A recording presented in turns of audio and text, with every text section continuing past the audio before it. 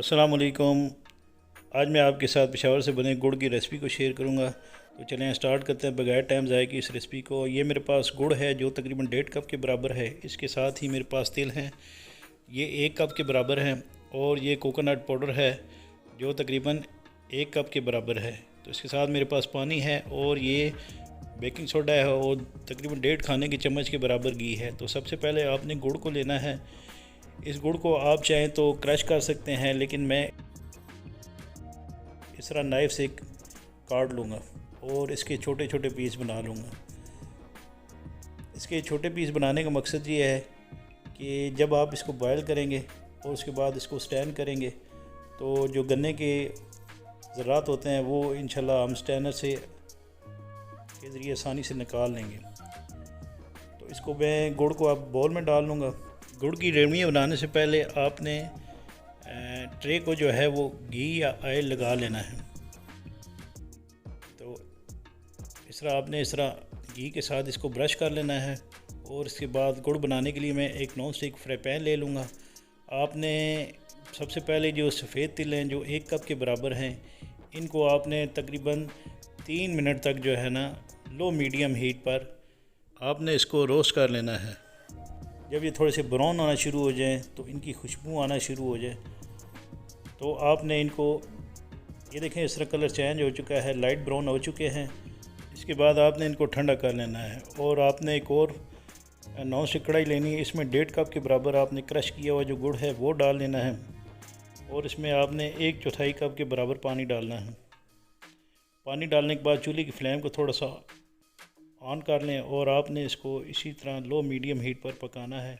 जब इसमें बॉयल आ जाए तो इसको आपने इस तरह देखें थोड़ा थिक बनना शुरू हो जाए तो आपने एक टी स्टैनर लेना है, उसमें आपने इसको स्टैंड कर लेना है दूसरे फ्राई पैन में। इससे ये होगा कि जो गुड़ के अंदर जो ज़रात होते हैं गन्ने के, वो इसमें निकल जाएंगे। तो इस वजह से मैंने इसको स्टैंड कर लिया है। तो इसके बाद मैं चूल्हे की फ्लेम को ऑन करके 1/4 कप के बराबर इसमें दूध डाल दूंगा।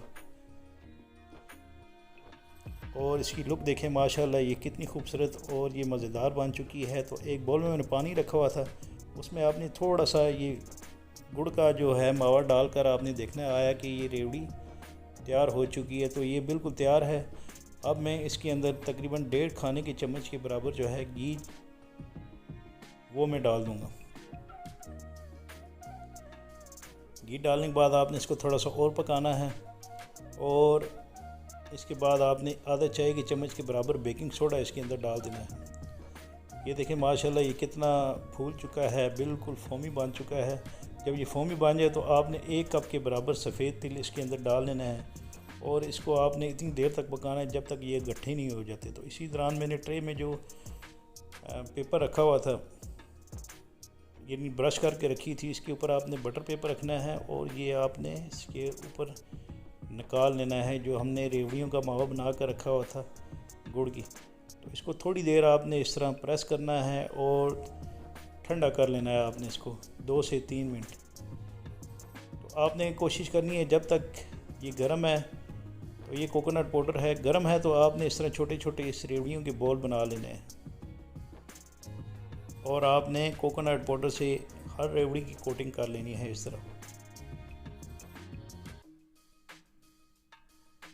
तो कुछ रेवड़ियाँ जो मैं कोकोनट पाउडर की बनाऊंगा और कुछ रेवड़ियाँ जो हैं मैं गुड़ तिल वाली बना कर रख लूँगा। तो ये माशाल्लाह बहुत ही ज़बरदस्त क्रिस्पी और खाते हुए आपको इंशाल्लाह मज़ा आएगा इन रेवड़ियों के।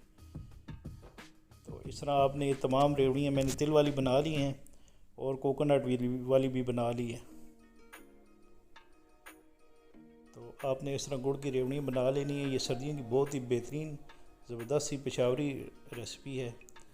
तो इसके बाद मैं इनकी प्रेजेंटेशन कर लूँगा। इंशाल्लाह मुझे उम्मीद है कि आपको मेरी बनाई हुई रेसिपी ज़रूर पसंद आएगी। प्लीज़ इसके बारे में मुझे कमेंट्स बॉक्स पर कमेंट्स ज़रूर कीजिएगा। तो इसके साथ ही मैं अपने मौजूद नाज़रीन और प्यारे दोस्तों से इजाज़त चाहता हूँ। अल्लाह ताला आप सबका हामी नासिर, जज़ाकुमुल्लाह खैर।